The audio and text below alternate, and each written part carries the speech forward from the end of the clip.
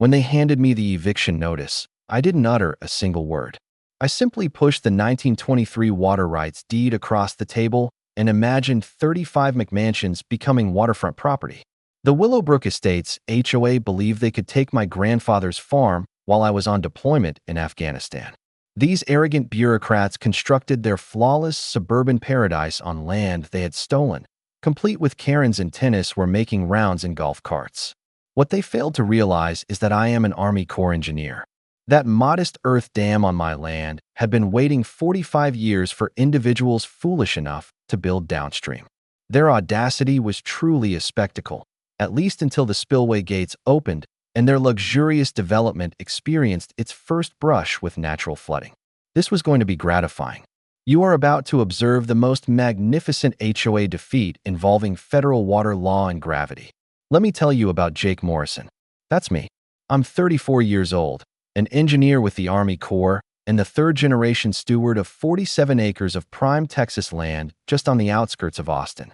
My grandfather, whom we all knew as Pops, acquired this property in 1955 when Austin was still a quiet college town, and barbecue restaurants outnumbered tech firms by a ratio of about 1,000 to 1.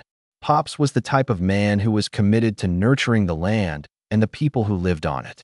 In 1978, he constructed a small earth dam on our land. It was nothing elaborate, just solid engineering intended to gather rainwater for the livestock and assist our downstream neighbors during periods of drought. The Army Corps of Engineers even provided him with assistance on the design. Pops often said that one day the back 40 acres would be exceptionally valuable, but for the time being, it was simply beautiful rolling hills where we raised cattle and where I learned to hunt.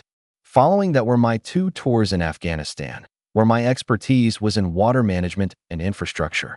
It turns out that constructing wells and overseeing water flow in a conflict zone imparts a lesson or two about the preciousness of clean water and the speed with which people will contend for it. During my second deployment, Pops passed away.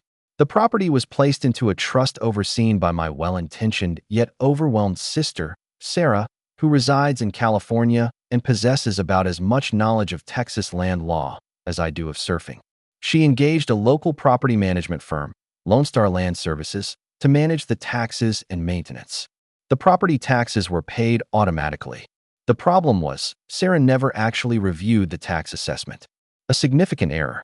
This is where our antagonist, Margaret Maggie Thornwell, enters the picture. At 52 years old, she is the president of the Willowbrook Estates HOA and the sort of woman who drives a white BMW X7 and considers tennis outfits to be professional wear. Maggie has perfected that specific type of passive-aggressive charm that Southern women master around the age of 45. You know the kind. They smile at you while metaphorically stabbing you in the back, making it sound as though they are doing you a favor. Maggie is married to City Councilman Rick Thornwell, a fact that should reveal all you need to know about her methods. She has a reputation for neighborhood beautification initiatives, which is a sophisticated way of saying she forces out anyone who doesn't align with her vision of suburban perfection. The scent of her high-end perfume doesn't quite conceal the odor of cigarette smoke and entitlement that trails her like a cloud. I returned home from deployment in August 2023, eager to finally spend some quality time on Pop's land. I drove down that well-known gravel road, past the old oak tree where I had carved my initials as a boy, anticipating the sight of the same rolling pastures and that small earth dam glistening in the Texas sun. Instead, I was met with construction crews, concrete trucks, and survey stakes strewn across my back 40, resembling some form of suburban invasion. The sound of gravel crunching beneath my boots felt altered, more irate. I could taste the dust and my own escalating rage as I approached the construction foreman. "Sorry, buddy," he remarked, not appearing sorry in the least. "We have all the permits. This is now Willowbrook Estates property." I contacted the police. Officer Martinez arrived and, with clear unease, explained that the HOA had lodged an adverse possession claim while I was away. Apparently, if land isn't actively utilized for a specific duration, and if one can demonstrate improvements have been made, it's sometimes possible to claim ownership.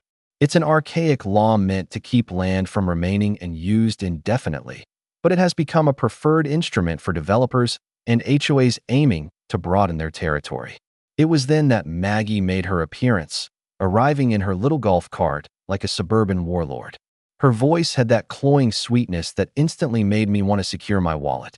"Your family gave up this land, honey," she cooed, smiling as if she were granting me a favor. "We're simply putting it to good use for the community." What truly made my blood boil was my discovery that her construction teams had redirected the small creek that supplied Pop's dam. The water level was diminishing daily, and with it, 45 years of meticulous water management that had supported our neighbors through droughts, floods, and everything else. As I stood there observing the dropping water level, Maggie's parting remark resounded in my ears. "You should have stayed closer to home, soldier boy." In that moment, I understood this was more than a land dispute. It was war. I retained the first lawyer I could find, which was a huge mistake. The man quoted me $85,000 merely to contest the zoning change. It turned out that while I was serving my country, Maggie's husband, Rick, had fast-tracked an emergency zoning modification. My family's property was reclassified from an agricultural pre-validation zone to a residential development zone more quickly than you can say conflict of interest. However, this is where my Army Corps training proved invaluable. While that high-priced attorney was shuffling documents and racking up billable hours, I was delving into county records as if I were searching for IDs. And just as in Afghanistan, the crucial information was in the details. I located Pop's original 1978 dam construction permits, and they were a thing of beauty. You see, Pops didn't just construct that dam on his own. He collaborated directly with the Army Corps of Engineers for flood control and watershed management. This implied federal jurisdiction. And here is your initial piece of key information. Any dam constructed with federal assistance falls under federal jurisdiction, which local HOAs cannot supersede, period. The metallic tang of adrenaline filled my mouth as I comprehended what I had discovered. This was no longer just a property conflict. It was a federal matter. But the situation gets even better. While photocopying permits at the courthouse, I came across a 1923 water rights deed buried in the old records. My great-grandfather had acquired senior water rights to the entire Willow Creek watershed. These rights predated the city, the county's municipal water system, and every single one of those McMansions situated on my land. They weren't just taking my property, they were taking my water. Meanwhile, Maggie was busy portraying herself as the victim. She called an emergency HOA meeting concerning the dangerous dam structure. Complete with a local news team, she had clearly notified in advance. I saw her on the evening news, positioned in front of her impeccably kept lawn, speaking about children's safety and neighborhood security. "We're just concerned about our children's safety," she claimed, dabbing her eyes with a tissue. "That dam looks like it could burst, and we have families living right downstream." The amusing thing about local news is their fondness for a compelling story, though they aren't always thorough with follow-up research. Had they checked, they would have discovered that my dam had passed its latest safety inspection with flying colors. But Maggie wasn't finished. She made a post on the Nextdoor app, that digital neighborhood watch where HOA presidents exercise their minor authority. Her post issued a warning about aggressive property disputes and unstable individuals in the vicinity. She never used my name, but she didn't need to. In a community of that size, everyone knew precisely who she was referring to. The smell of diesel fumes mixed with cedar pollen hung thick in the August air as I stood on my front porch each evening, watching their construction crews working double time. They were in a rush to complete those houses before I could obtain any form of legal injunction. Each night, I counted new foundation pours. Each night, the water level in Pop's dam receded another inch. That's when I contacted my old Army friend, Tony Riggs, who is now with the EPA Enforcement Division. A 20-minute conversation with Tony taught me more about environmental law than 3 hours with that costly lawyer. "Jake," Tony said, "if they're diverting a natural waterway without federal permits, that's a Clean Water Act violation. And if your dam has federal jurisdiction," he didn't have to complete the thought. I began to document everything. Trail cameras around the property's edge, time-stamped photographs of every water diversion, and flow measurements at 3 separate points along the creek. My sister Sarah called from California, imploring me to just accept the money and move on. But this was no longer about money. It was about the crunch of gravel under construction boots that had no right to be on my land. It was about the sound of Maggie's heels clicking on courthouse marble during zoning hearings that should never have occurred. It was about the acrid taste of courthouse coffee during research sessions that uncovered the depth of this corruption. But above all, it was about that dam. Pops constructed it to aid the community during dry periods.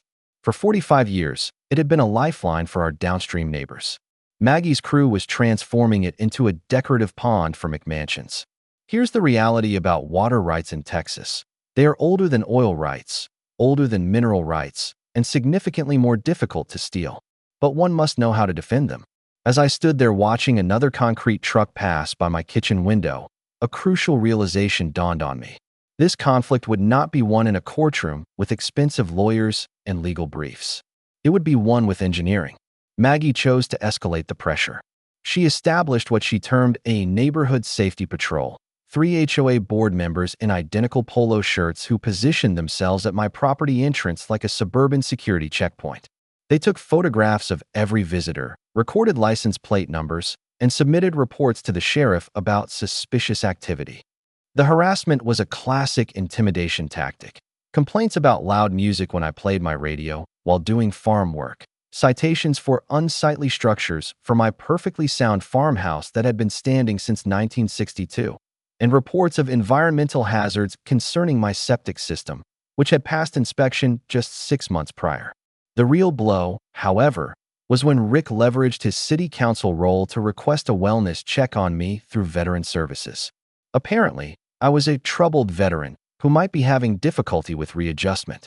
The social worker who came was apologetic yet thorough.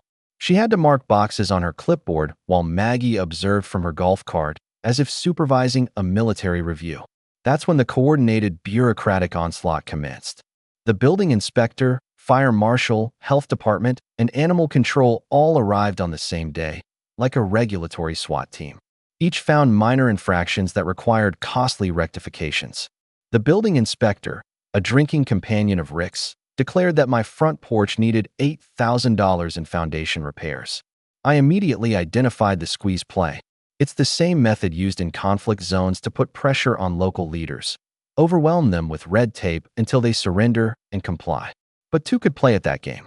While they were inundating me with paperwork, I was making my own calls. Tony Riggs at the EPA was highly interested to hear that Maggie's HOA had never submitted the necessary wetlands assessment before rerouting Willow Creek. It seems any development that reroutes natural waterways necessitates federal environmental approval, even on private land. And the penalties for such violations begin at $50,000 per day. The scent of fresh concrete curing in the summer heat was a daily reminder that my time was limited. But my research was yielding results in ways Maggie had never anticipated.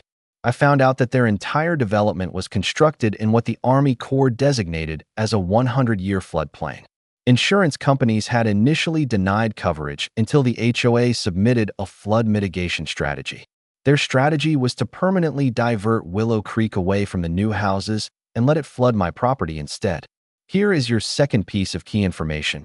Insurance fraud in development projects often leads to criminal charges, not just civil ones. When developers misrepresent flood risks to obtain coverage, it constitutes federal mail fraud. The further I investigated, the more I understood this wasn't Maggie's first time.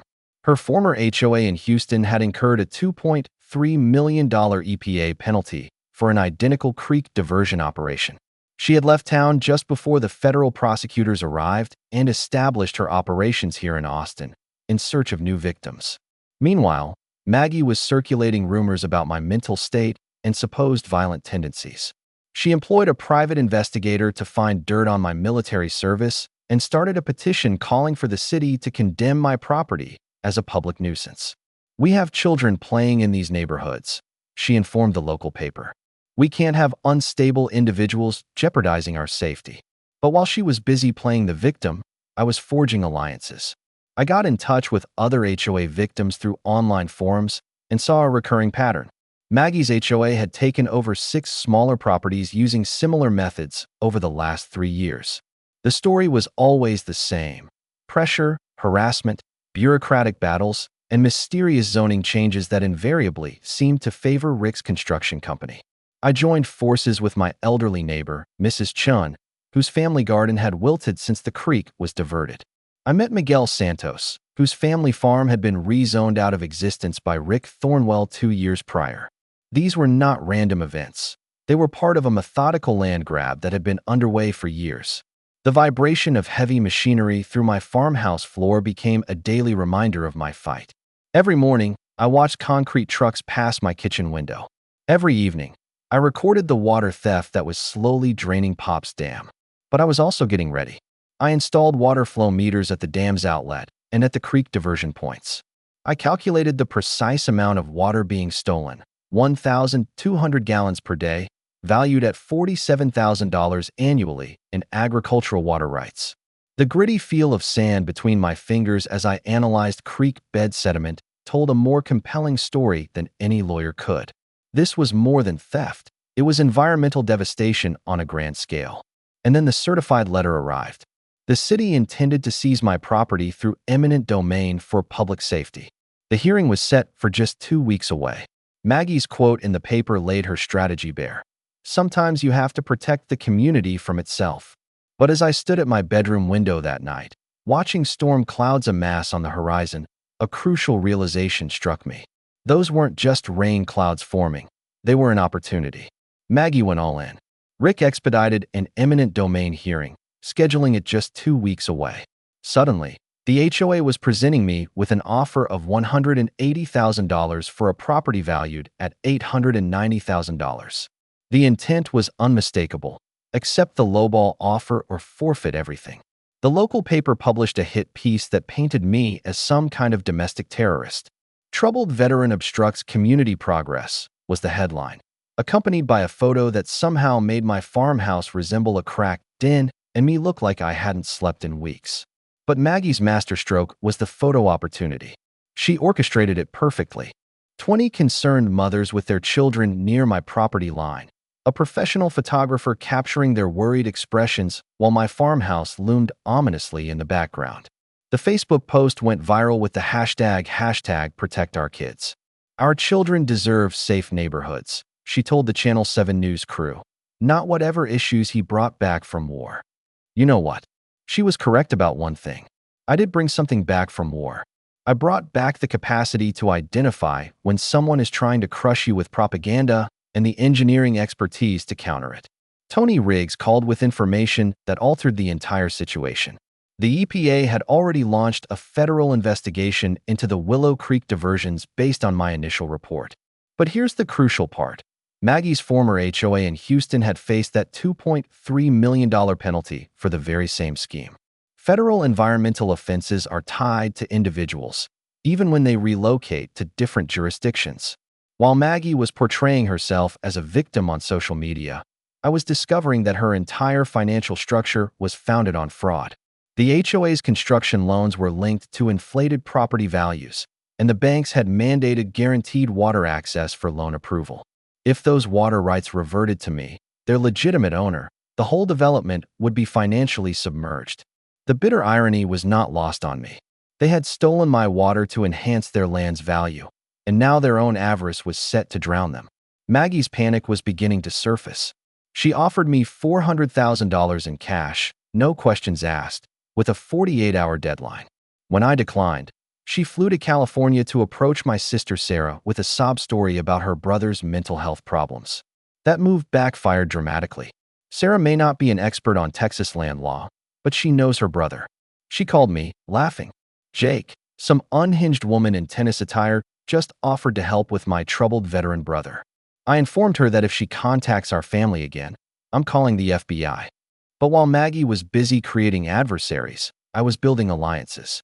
I teamed up with environmental lawyer Amanda Cross, who specialized in pro bono water rights cases. Together, we established a coalition with downstream farmers who had been impacted by the creek diversion.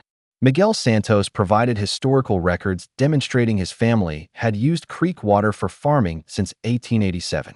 Mrs. Chin supplied photographs of her grandfather's garden from the 1940s, nourished by the same creek that was now supplying Maggie's ornamental water features.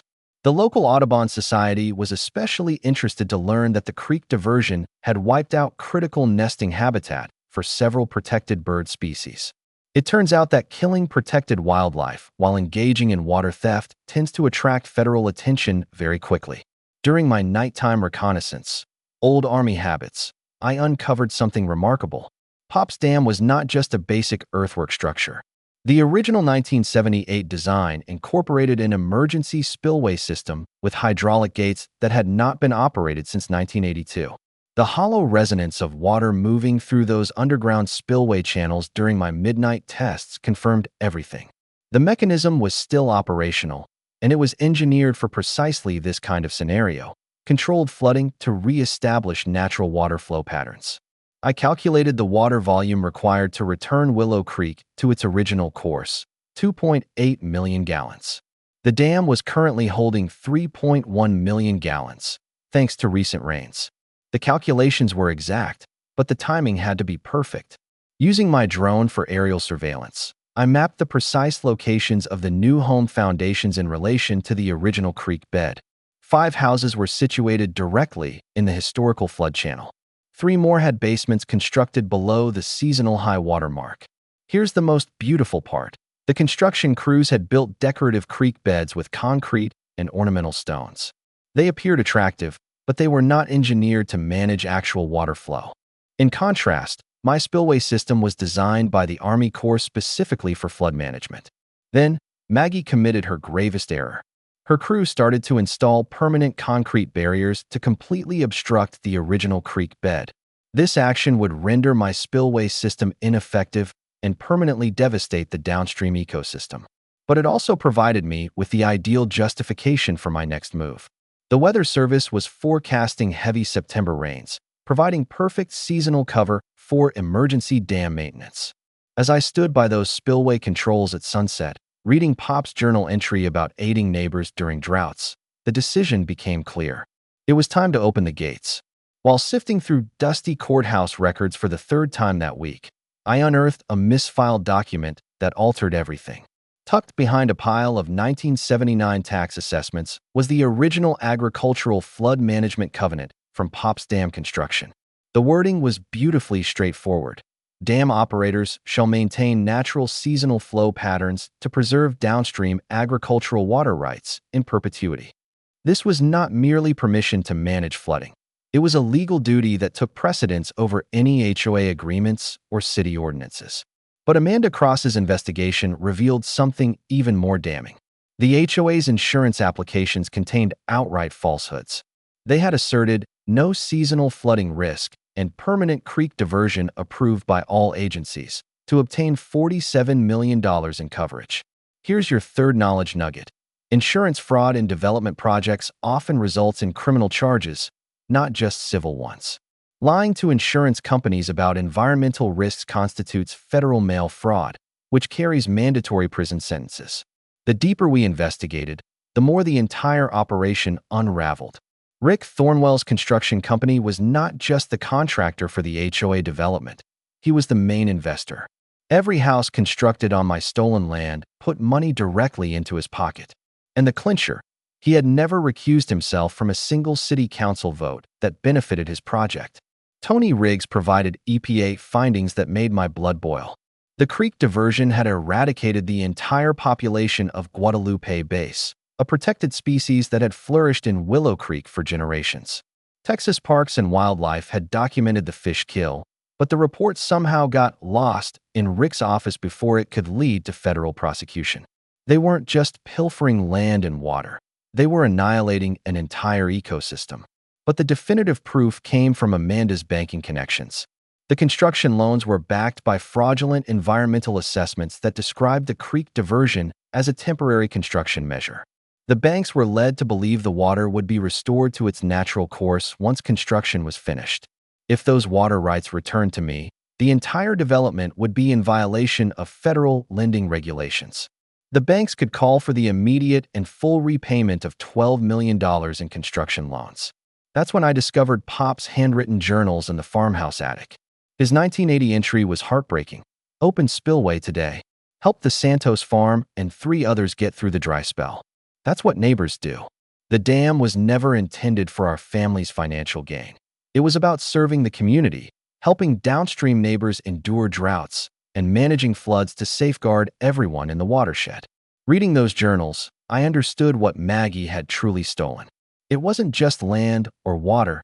It was 45 years of community cooperation that my grandfather had fostered one neighbor at a time. My engineering analysis confirmed my suspicions. Maggie's creek diversion was causing an upstream flooding risk. During heavy rainfall, the redirected water would surge back into residential areas. The original creek bed had offered natural flood protection for the entire watershed, and my spillway system was the sole method to safely handle seasonal flooding. The pressure of time was immense. The September rains were forecasted to be the most intense in 7 years. If I waited for the legal system to work through appeals and federal inquiries, a natural flood would occur regardless, possibly causing significant property damage. But if I took action now, I could manage the timing and intensity. A controlled spillway release would illustrate natural flood patterns without putting anyone in danger, while simultaneously proving that the HOA development was in violation of federal environmental law. Standing by those spillway controls at sunset, holding Pop's journal, the moral clarity struck me like a bolt of lightning. This was no longer about retribution. It was about reestablishing the natural order that had supported this community for generations. Maggie had methodically ruined the local farming community. Miguel Santos lost his family's century-old farm. Mrs. Chin's ancestral garden withered away without creek water. 3 other families were compelled to sell their generational properties due to Rick's eminent domain tactics. However, the federal environmental investigators were due to visit the following month. The timing was perfect. If I could show the natural flood patterns before their inspection, it would prove the HOA development broke multiple federal laws. The musty scent of old hydraulic fluid from the dam's control mechanisms served as a reminder that this machinery was built to endure. Pops had engineered it for this very moment, for when someone needed to defend the creek and the community that relied on it. As storm clouds gathered on the horizon, I made the decision that would alter everything. It was time to honor Pop's legacy and open those gates. You don't just open a dam without a strategy. This was not about revenge. It was a military-style operation with legal backing, environmental justification, and community support. First, I gathered my team. Amanda Cross managed the legal approach, submitting additional federal complaints to ensure maximum media coverage when the spillway opened. Tony Riggs provided a federal shield, assuring that EPA investigators would witness what he termed our natural flooding demonstration. Miguel Santos documented 40 years of downstream agricultural losses, offering historical testimony about seasonal flooding that proved the creek diversion was destroying generational farms. Mrs. Chun provided her property as a base of operations and lent her credibility as the community's most esteemed long-term resident.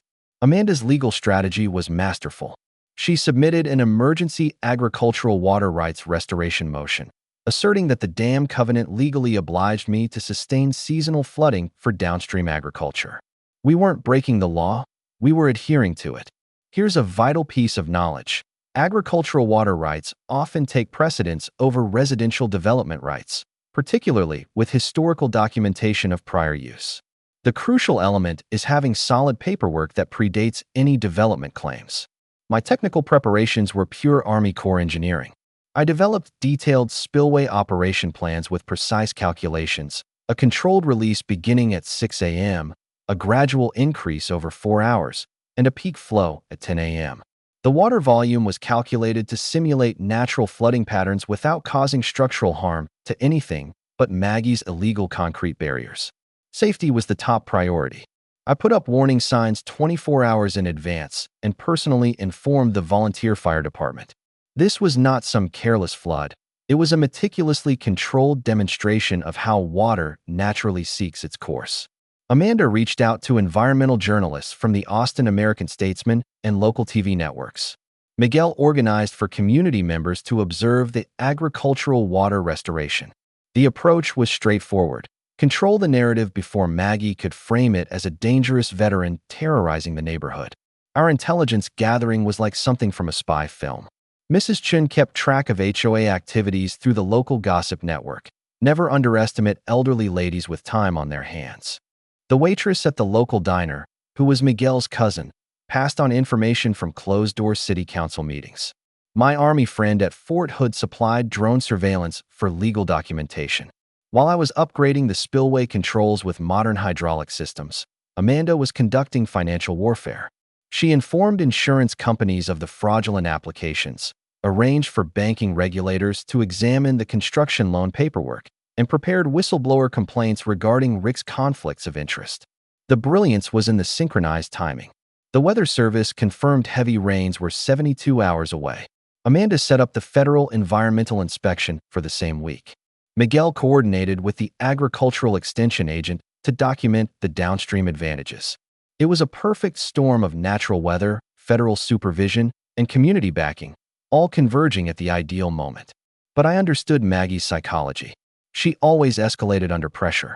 So, I prepared for her predictable moves, an emergency HOA meeting, a media smear campaign, and likely a restraining order obtained through her corrupt judge associate. Amanda drafted preemptive legal arguments for each anticipated move. Preserving evidence was essential. I created a comprehensive photo log of the current creek diversion, recorded video statements from affected farmers and neighbors, and collected historical photos showing the original creek bed and seasonal flooding. Amanda secured all of this in federal court filings for legal safeguarding. Safety measures included coordinating with the volunteer fire department, communicating with downstream residents, and posting detailed notices in both English and Spanish. I even formulated an evacuation plan we wouldn't require, just to show responsible management. The economic warfare was Amanda's area of expertise.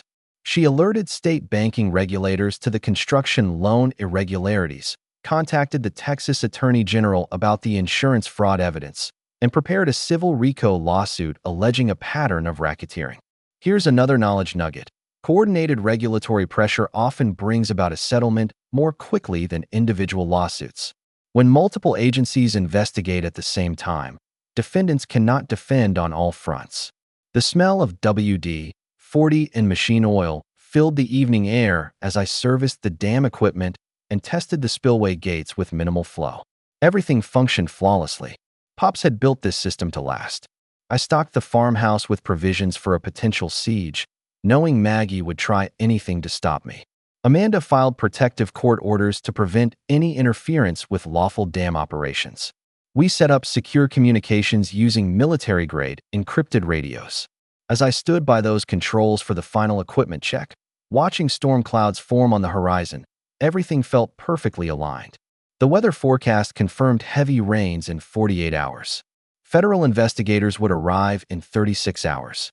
Maggie was set to appear on a morning show in 24 hours, likely planning another assault on my character. The timing was perfect. Dawn tomorrow would bring justice, and 45 years of stolen water would return to its rightful place.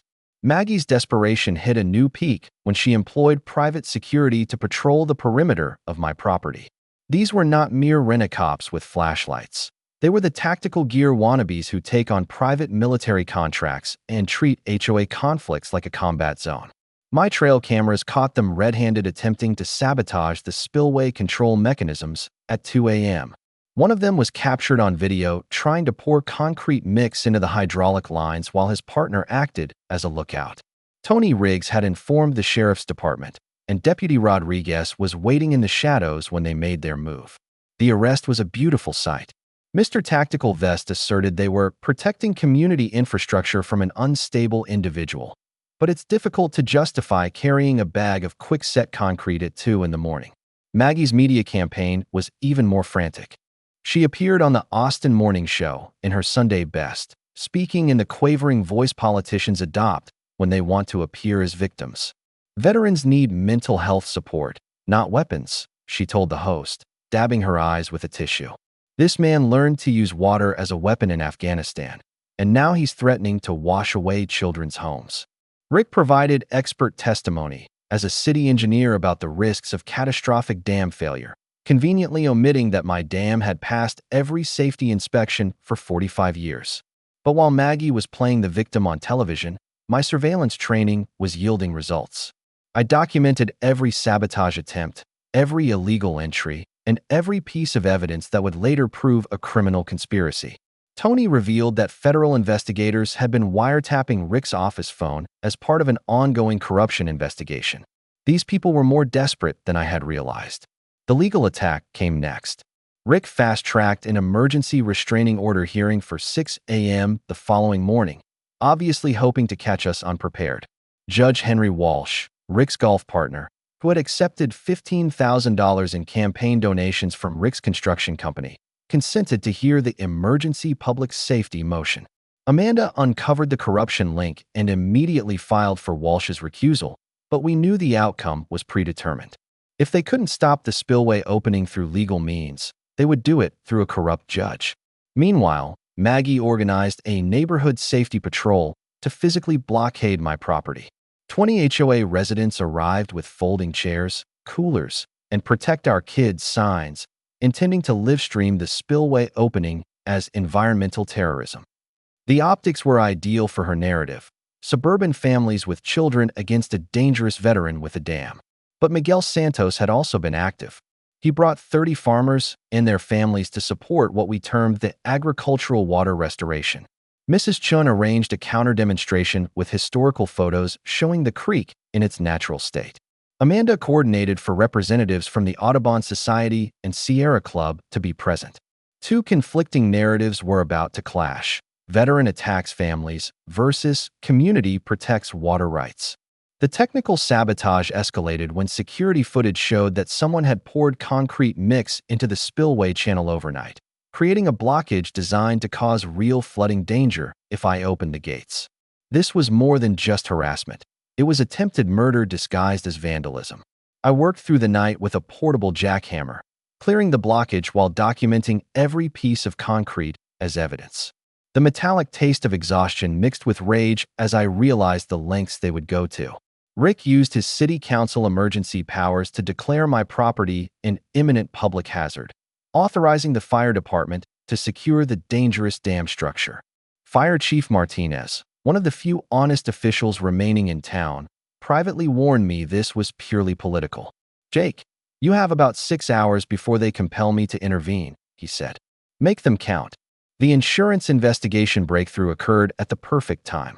Amanda's fraud reports led to a state investigation, and the Texas Insurance Commission froze all HOA development insurance policies.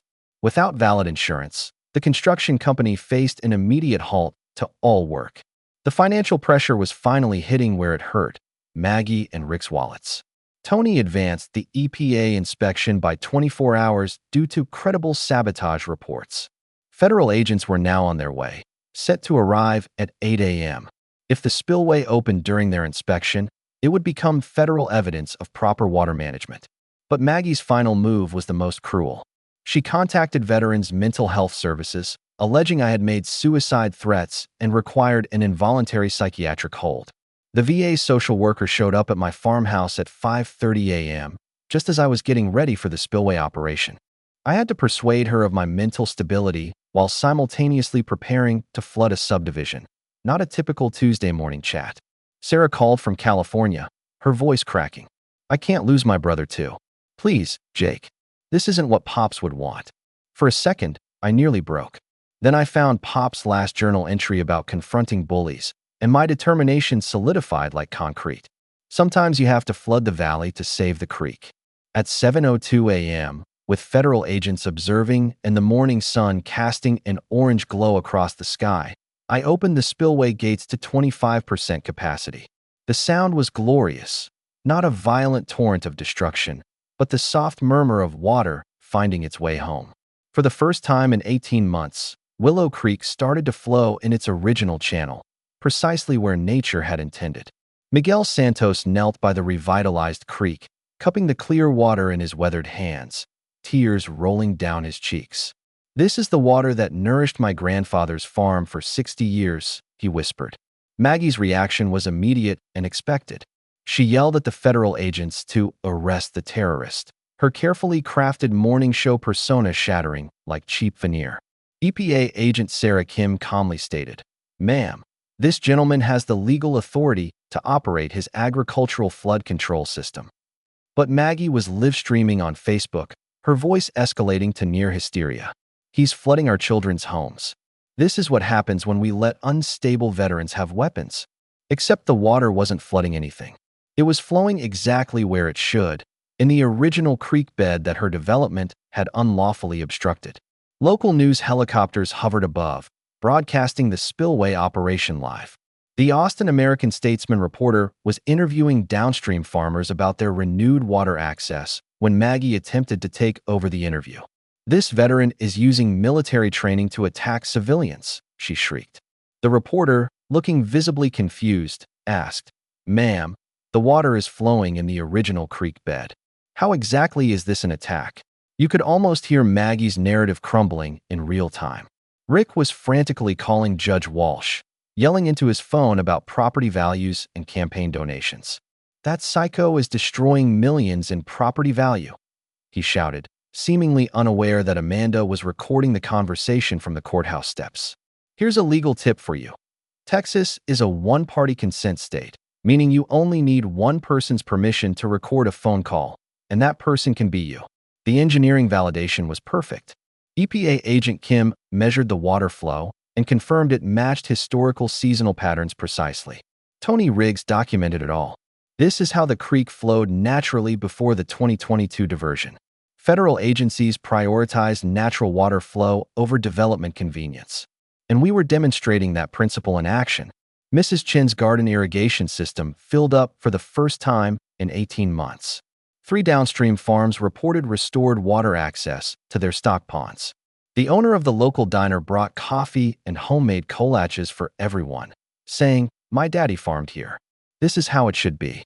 Even some of Maggie's supporters began to quietly depart as they saw that no homes were actually being flooded. It turns out it's hard to stay righteously indignant when the disaster you're protesting is just water flowing where it naturally belongs. The insurance collapse quickened when the construction company got a cease and desist order from state investigators. All work on the HOA development stopped pending the fraud investigation. Maggie learned that her own homeowner's insurance might be invalidated due to fraudulent water access claims. The financial house of cards was falling faster than a dam made of playing cards. But Maggie wasn't done yet. She called Rick in a panic. "Get your trucks down here and block that spillway." Rick, having apparently learned nothing from the arrest of his security team, dispatched 3 concrete trucks to accidentally spill their contents across the creek bed. Federal agents immediately arrested the truck drivers for interfering with a federal environmental investigation. It turns out that obstructing federal environmental enforcement is a felony, not a civil offense. The technical success was exactly as I had calculated. The water flow stabilized at optimal levels for agricultural and environmental needs. There was no flooding of residential areas. The creek remained within its natural banks, just as 45 years of seasonal patterns had shown it would. My Army Corps engineering had been flawless. The political consequences were immediate. City Councilman Martinez arrived and publicly called for Rick's immediate resignation. "This corruption has turned our city into a laughingstock," he declared to the assembled media. "You're finished."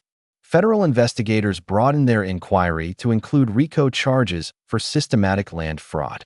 Tony later told me, "This is the smoking gun we needed for criminal prosecution." But the most satisfying moment was when Maggie realized her $2.3 million investment was now worthless without the fraudulent water access. She yelled at me from across the creek, "You've ruined everything. 35 families." My reply was calm, deliberate, and loud enough for every camera to pick up. "No, ma'am. I restored everything. Your families can purchase water rights legally, just like everyone else has to." Maggie stormed away, muttering threats of federal lawsuits that would never happen. As Miguel's extended family arrived with homemade tamales and cold beer, and Mrs. Chun performed a traditional Chinese tea ceremony to bless the restored creek, I realized something vital. This was never about revenge. It was about community. The kind Pops had nurtured one neighbor at a time, one drought at a time, one act of kindness at a time. The media narrative had completely flipped. Environmental groups praised the spillway operation as a model for ecosystem restoration. The initial Veteran Floods neighborhood story transformed into community reclaims stolen water. Sometimes, the truth flows as naturally as water returning home. Judge Walsh's courtroom at 2 p.m. was packed tighter than a sardine can. Media crews, farmers, HOA residents, and federal agents occupied every seat. with overflow crowds peering through the windows. You could sense the electricity in the room. This was more than just a legal hearing. It was a community's moment of reckoning. Maggie showed up with a battalion of three-piece suits, high-priced Houston lawyers, expert witnesses, and enough legal might to challenge a small nation. She had swapped her tennis attire for a conservative black dress and pearls, embodying the role of a concerned community leader protecting innocent families. I arrived with Amanda, dressed in a plain button-down shirt and Pop's old cowboy hat. Sometimes, the best defense is simply being at ease in your own skin. The gallery was split like a wedding gone awry. HOA supporters on the left, holding their Protect Our Kids signs, and the farming community on the right, with their weathered hands and resolute expressions. Maggie's lawyer began with a dramatic flourish, showing photos of muddy construction sites and asserting $2.7 million in flood damage from my spillway operation. They brought in a psychiatrist who had never met me but was willing to diagnose, combat revenge fantasies based on newspaper articles. Your Honor, the attorney proclaimed, gesturing at me as if I were a war criminal. This disturbed veteran is using military engineering knowledge to terrorize innocent families. He's turned water into a weapon of mass destruction. The courtroom hummed with murmurs until Amanda arose for our response. She presented the 1978 Agricultural Flood Management Covenant that legally mandated seasonal flooding. EPA Agent Kim took the stand, testifying that my spillway operation had re-established natural water flow patterns without causing any actual property damage. Historical photographs confirmed that current water levels were consistent with 60 years of natural seasonal patterns. Here is your final knowledge nugget. Legal water rights documentation always overrides recent development claims, especially with federal environmental agencies supporting your position. Then, Tony Riggs took the stand as an EPA enforcement officer. His testimony was crushing. The HOA development had breached 3 different federal environmental laws, engaged in systematic insurance fraud, and wiped out protected wildlife habitat. Judge Walsh fidgeted in his seat as federal offenses were laid out in his courtroom. You could see him weighing whether his political allegiance to Rick was worth the risk of federal prosecution for obstruction of justice. The tipping point arrived when Amanda called Rick to the stand. Under oath, he confessed to fast-tracking zoning changes while I was deployed and admitted his financial involvement in the construction company. When Amanda played the recorded phone call about destroying property values, Rick lost his composure. "This is a federal setup," he yelled, charging toward the exit. "We did nothing wrong." His own words, captured on audio, proved the conspiracy more effectively than any prosecutor could have. But the true emotional impact came from the community's testimony. Miguel Santos detailed how 3 generations of farming were destroyed by the creek diversion, his voice cracking as he spoke of his grandfather's dreams perishing with the stolen water. Mrs. Chun displayed photos of her family garden, vibrant and green before the diversion and brown and desiccated after. Her quiet dignity was more persuasive than any legal argument. Fire Chief Martinez testified that the spillway operation was professionally managed with 0 safety infractions. Downstream property owners confirmed that their agricultural water access had been fully restored. Then, Maggie took the stand for what would be her final act. "He came back from war damaged, Your Honor," she said, pointing a trembling finger at me. "He's taking revenge on innocent families, using psychological warfare against children." She asserted that I had threatened her safety and portrayed the spillway operation as environmental terrorism, intended to demolish property values and traumatize residents. When Amanda called me to testify, the courtroom fell silent. I presented Pop's journals, which documented 40 years of community water sharing, explained my Army Corps engineering calculations, and addressed Judge Walsh directly. "Your Honor, I didn't flood anyone. I restored a creek that was stolen from my family and this community for 45 years. The definitive moment occurred when Amanda presented the final piece of evidence, documentation of Maggie's Houston HOA paying $2.3 million in EPA fines for an identical creek diversion scheme. The federal prosecutor stood and declared a criminal investigation into interstate water fraud conspiracy. The courtroom erupted as the full extent of the corruption was revealed. Judge Walsh had no alternative. He denied all restraining order requests, ruled that my spillway operation was legal and beneficial, and commanded the HOA to cease all interference with federal environmental investigations. His admonition to Rick was sharp. This court will not obstruct lawful federal environmental enforcement. As federal agents led Rick from the courthouse while banking investigators served more warrants, Maggie found herself encircled by reporters with no escape. She declined all comment and sped off in her BMW, likely already contacting moving companies.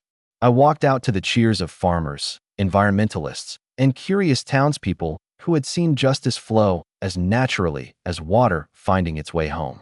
Amanda announced the federal RICO investigation at an impromptu press conference, while Miguel thanked me on behalf of every affected family. My statement was brief. This was never about revenge. It was about doing right by the land and the people who depend on it. 6 months later, justice flowed as naturally as the restored creek.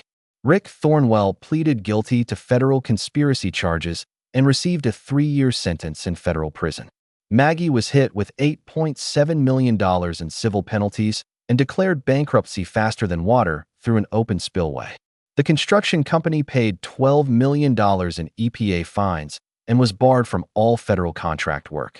The HOA completely disbanded, and residents established a new community association dedicated to environmental stewardship rather than suburban despotism. My property value, restored to $1.2 million after the federal environmental designation, became more valuable than any suburban development could have been. The $340,000 settlement from the insurance fraud investigation was put to good use. I purchased Miguel's family farm at a tax auction and gave it back to him, debt-free. Environmental restoration can often enhance property values far more than development ever could. The community's transformation was the true success.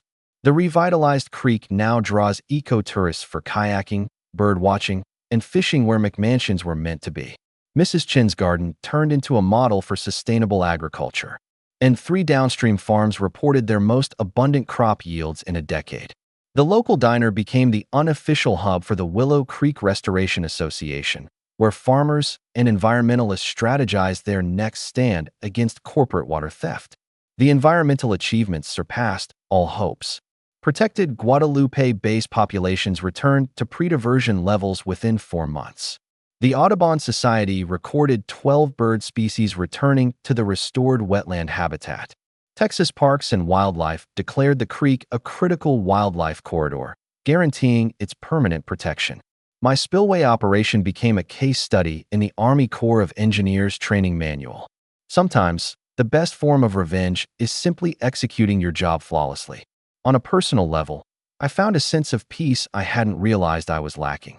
I renovated Pop's farmhouse using sustainable building methods, and Sarah moved back from California to help run our expanding agritourism venture.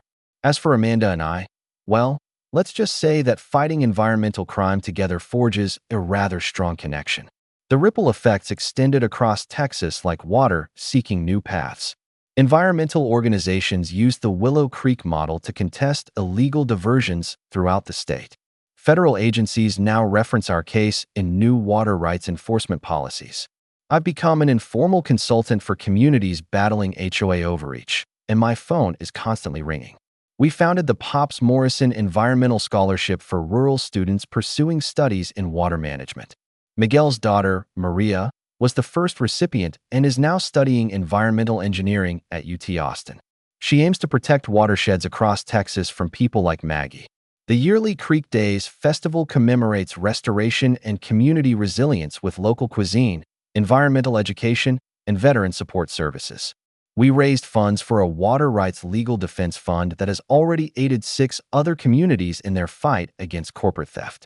My favorite part is seeing kids swimming in the creek where houses were supposed to be built, splashing in water that runs free because a community stood united. Every Sunday, I visit Pop's grave and bring him creek water in a mason jar, just as he used to do when he monitored the flow after heavy rains.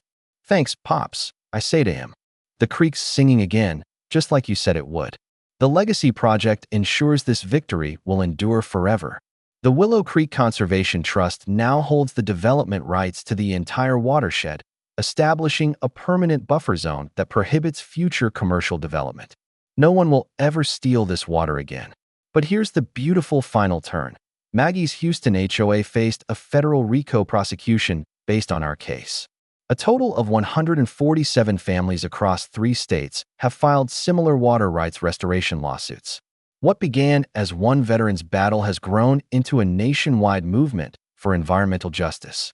From my porch each evening, watching that creek flow exactly where it belongs, I'm reminded that some battles are worth everything you have. Sometimes you have to flood the valley to save the creek, but you don't do it by yourself. You do it with your community, your neighbors, and people who believe that clean water belongs to everyone, not just those with the best lawyers and the most corrupt city council connections. If you find yourself fighting HOA overreach, environmental destruction, or bureaucratic bullying, don't surrender. Document everything, find allies, and remember that the law is on your side when you're protecting the land for future generations.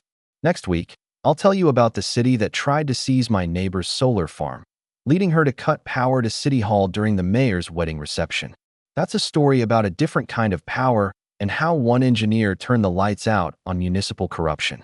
Water finds a way, justice finds a way, and communities that fight together win together. Willow Creek flows free, y'all, and it always will.